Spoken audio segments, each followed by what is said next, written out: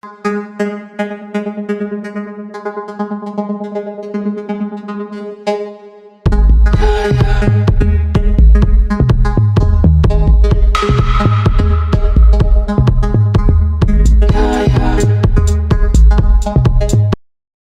test is in 4 parts: Part 1, Part 2, Part 3, and Part 4. Now look at Part 1. Part 1. You will hear a telephone conversation about opening a bank account. First, you have some time to look at questions 1 to 7.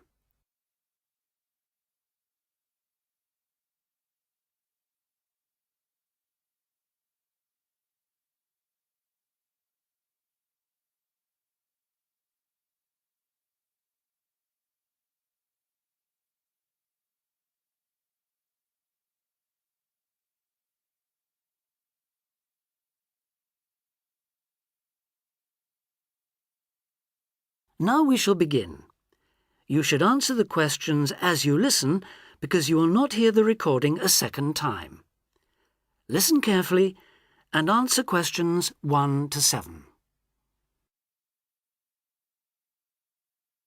Expats Helpline, Terry Davies here. What can I do for you? Hello, Terry. I've been in this country for a while, and I've just been offered a job in the city, so I think I'm going to need to open a bank account. I haven't had one before, so I'm wondering what papers I need. Well, basically you'll need to be able to prove to the bank that you're who you say you are, and that you live where you say you do, okay? Uh-huh. And for some banks, at least, that means you'll have to show them 2 separate pieces of identity. So I'll run through the list if you like. Yes, please. Okay. I'll bring it up on the screen. Let's see. Here it is. Right. The first thing it says is a valid passport. Mine's Australian. Yes, that would be fine, of course. The next one is a driving license, and again, one from your country would be okay. Then that's followed by birth certificate. Oh, hang on, that's only if you're under 18. Which I'm not. Right, so not that then. But you can also show them a benefit book. For instance, if you're in ill health, or unemployed, or getting income support. Yes, I could bring that. Or a letter from my employer, maybe? Well, that's not actually on the list, so we'll have to assume you can't. Okay. And to prove where I live? Again, there are several possible things listed here. For instance, you could use a bill for council tax, or something else for where you live, such as an insurance certificate. I've got one of those, somewhere among all my papers. But what about bills? Things like phone bills, I mean. As long as it has your address on it, yes, fine. So a bill for my mobile would do, would it? I'm afraid it would have to be for a fixed line phone. You could use other types of household bill, though, as long as you get them through the post. How about an electricity bill? That'll say where I live, won't it? If it's in your name and not that of a landlord, yes. It is, so I'll probably take that then. There's one other you might want to use, a vehicle registration document. If you have a car or motorbike or something, of course. No, I haven't actually. Now, I believe there's a bank actually inside the commercial centre, and I might open an account there, seeing as how that's where I'll be every day. Yeah, that would seem to make sense. I know people who bank there. I actually read about it in a city guide. My cousin picked it up when he was here a couple of years ago, and I made a few notes. Do you mind if I run through them with you now, just to make sure the details haven't changed? Fine, go ahead. Okay, first question. It's still a branch of the Popular Bank, is it? The one with links to Australian banks? No, it's actually been taken over by another big banking group, the Savings Bank. It still seems quite popular, though, especially with people doing business in the Asia-Pacific area. And when is it open, Monday to Saturday? I'll have to check their website for that. Give me a second or two, will you? Sure. Right. I've got it. Customer service, and it's just weekdays, I'm afraid. Does it say what their business hours are? I'm just looking for that. It's on a different page for some reason. I think there's been a change at some banks in the last year or so. Yeah, here it is. It's open from 9:30 in the morning till 3:30 in the afternoon. And it's on the top floor of the main centre building, is it? Next to the travel agency? That's where it used to be, but they've since moved it to a slightly bigger place. It's on the ground floor now. Oh. And one last thing on this. I know most banks give incentives to young people to open accounts with them, but apparently this one didn't.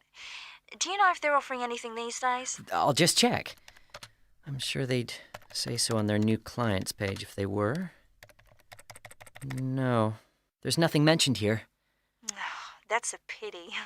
I was quite looking forward to getting my free gift. Before you hear the rest of the conversation, you have some time to look at questions 8 to 10.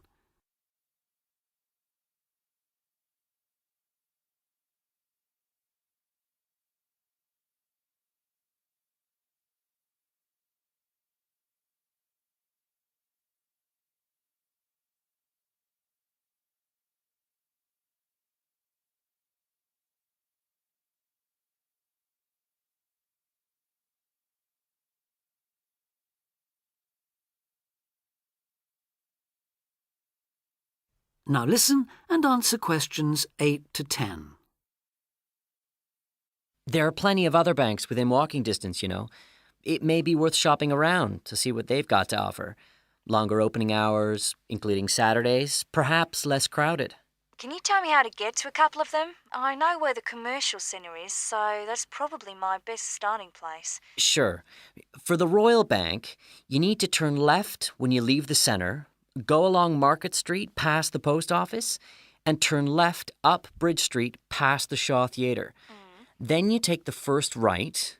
You'll see an internet cafe on the other side, and the Royal is just a bit further along on the right, directly opposite the Park Hotel. Okay, I've got that. What about the Northern Bank? For that one, you turn right as you come out of the centre and go along Market Street until you come to the junction with West Street. There you turn right again and carry on up as far as the next junction where you take a left. You'll see the bank from there. It's the third building on the right. Fine. And the last one, the National Bank? You can go either way from the centre, really. Up West Street or Bridge Street and then along past City Hall. The bank is on the other side of the road, right next to the tourist office. You can't miss it. Great. Thanks a lot for your help. Anytime. Bye. Bye.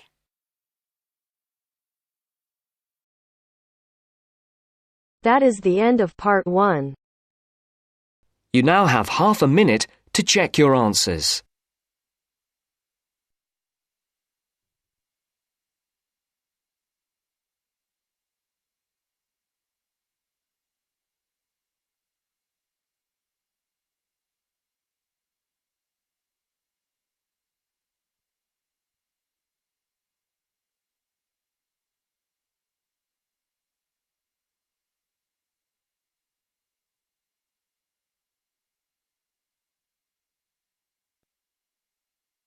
Now turns to part 2. Part 2. You are going to hear the director of the Leadership Council give his welcome address at a convention. First, you have some time to look at questions 11 to 15.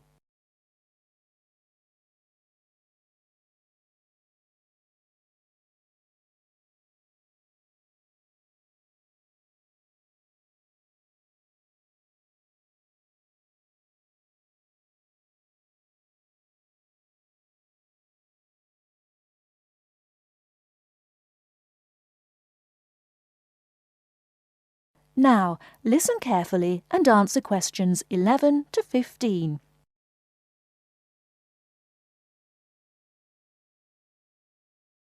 Ladies and gentlemen, can I have your attention, please? Please find your seats. Snacks will be available all day long. Thank you. Allow me to first introduce myself. I am Joe Steinke, Director of the Leadership Council. On behalf of the Organizing Committee for the 8th Annual Leadership Conference, I welcome you all to San Dimas, California, for a special session on postmodern solutions. We have people attending from as far away as Toronto, New York, and even the Bahamas. Frankly, I wish we had gone to you there. But we're very glad you're all here. Let me say further that this will be our largest conference yet. Registrations have far surpassed our expectations. For the first 3 days, we will be hosting more than 325 participants for lectures and workshops. Another 100 will be joining us for our final 2 days and culminating session on Friday evening. We also have a larger selection of seminars than ever, a total of 32. Because we know that you all will want to attend a few special sessions, we will repeat key seminars each day, so there will actually be 38 sessions. I'm sure you will all be pleased with the content and the quality of speakers.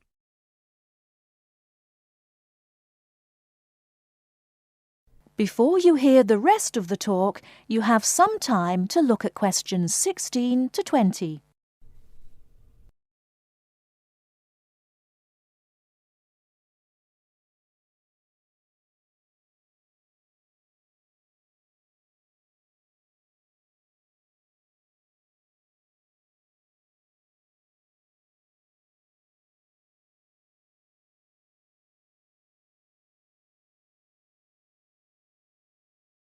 Now listen and answer questions 16 to 20.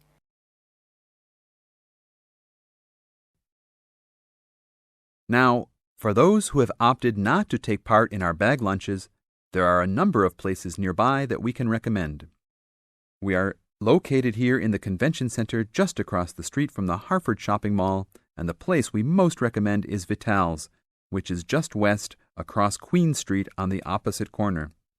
Please be careful crossing both streets, however, as we don't want to lose any participants. If you're not up to Vital's, you can also get some Italian food at the Olive Garden, which is further down Queen Street and east on Danning Avenue, across from the police station. They have a great minestrone soup and excellent breadsticks, all you can eat. On the other hand, if you want some good old American food, you can head to Fuddruckers for some big hamburgers or to the Cattle Company for some fat, juicy steak. Fuddruckers is next to the Olive Garden, but the Cattle Company is back closer to us in the opposite direction of Vital's. Just go east out of the Convention Center across King Street.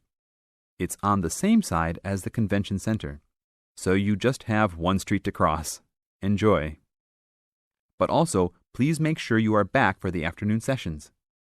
These will always start at 1:30 p.m. That will give you an hour and a half for lunch each day. Sessions will be over each day at 5:30. Now, regarding the schedules we've printed out, there have been a couple of last-minute changes.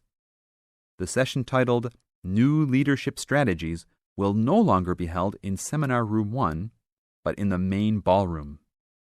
This session has garnered much praise and is highly recommended to all, hence the change to a larger room.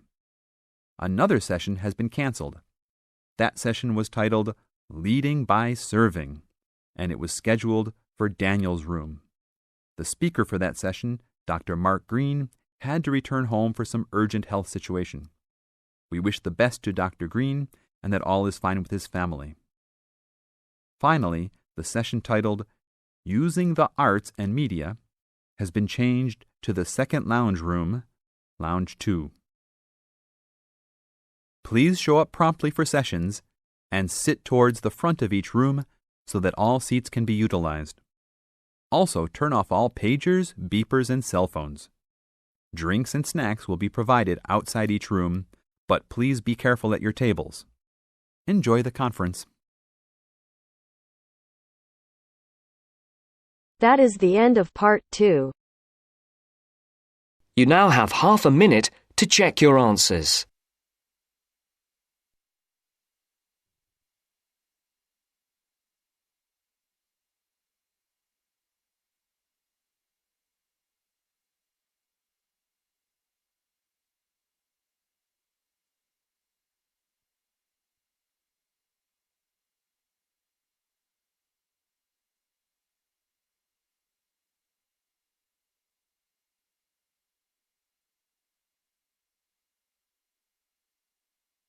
Now turns to part 3.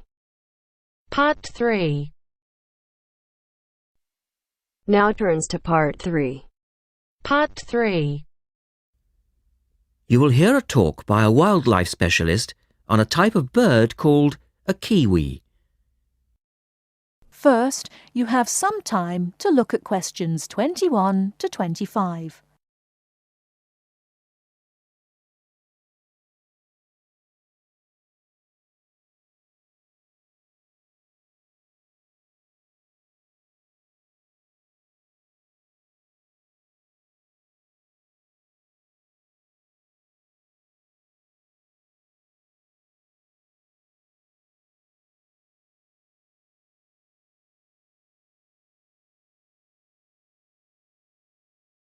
Now listen carefully and answer questions 21 to 25.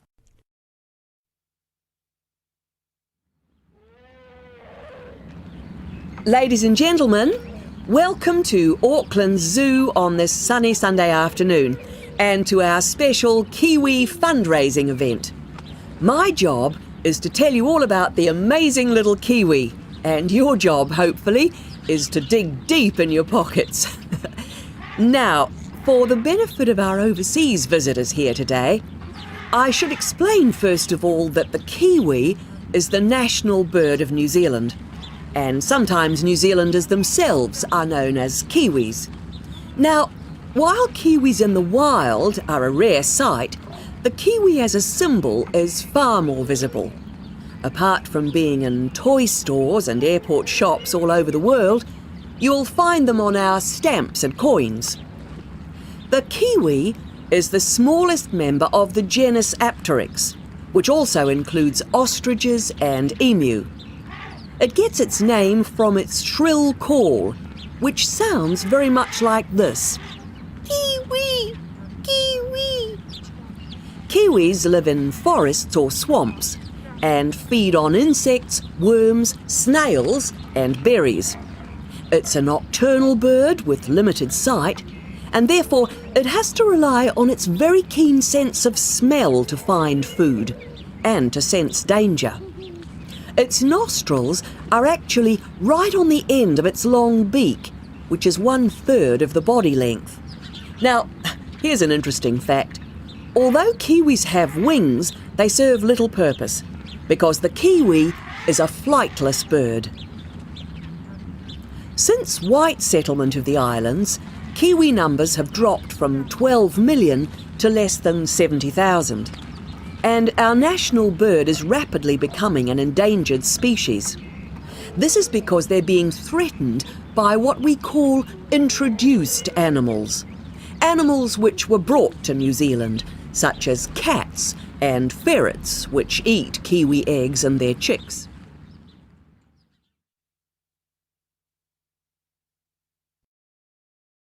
Before you hear the rest of the talk, you have some time to look at questions 26 to 30.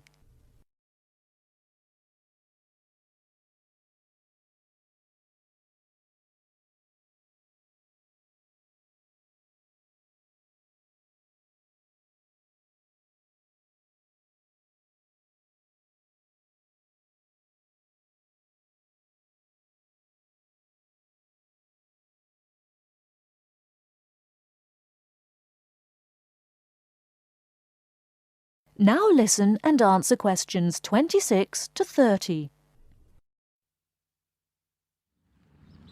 And so we have launched the Kiwi Recovery Programme in an all-out effort to save our national bird from extinction. There are 3 stages to this programme. Firstly, we have the scientific research stage. This involves research to find out more about what kiwis need to survive in the wild. Then secondly, we have the action stage. This is where we go into the field and actually put our knowledge to work. We call this putting science into practice. And then we come to the 3rd stage, the global education stage. By working with schools and groups like yourself, as well as through our award-winning Kiwi website, we are hoping to educate people about the plight of the kiwi. As part of the action stage, which I just mentioned, We've introduced Operation Nest Egg, and this is where your money will be going. It works like this. It's a 3-stage process. First of all, we go out to the kiwi's natural habitat and we collect kiwi eggs. This is the tricky part, because it can be very difficult to find the eggs. Then, in safe surroundings, away from predators, the chicks are reared. Now, this can be done on predator-free islands or in captivity. They're reared until they're about 9 months old, at which stage the chicks are returned to the wild. So far, it's proving successful. And since we started the program, some 34 chicks have been successfully raised this year, and their chances of survival have increased from 5 to 85%. However, it's not time to celebrate kiwi survival just yet. About 95% of kiwi chicks still don't make it to 6 months of age without protection, which is why Operation Nest Egg is so important. And we ask you to give generously today.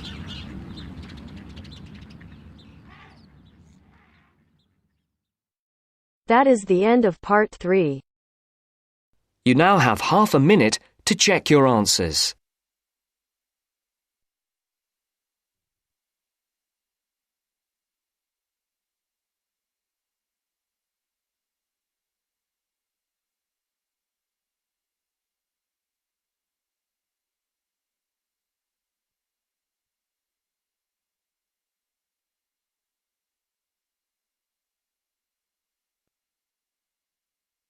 Now turns to part 4. Part 4. Listen to the continuation of the lecture about the human brain. Look at the diagram before you listen. First, you have some time to look at questions 31 to 40.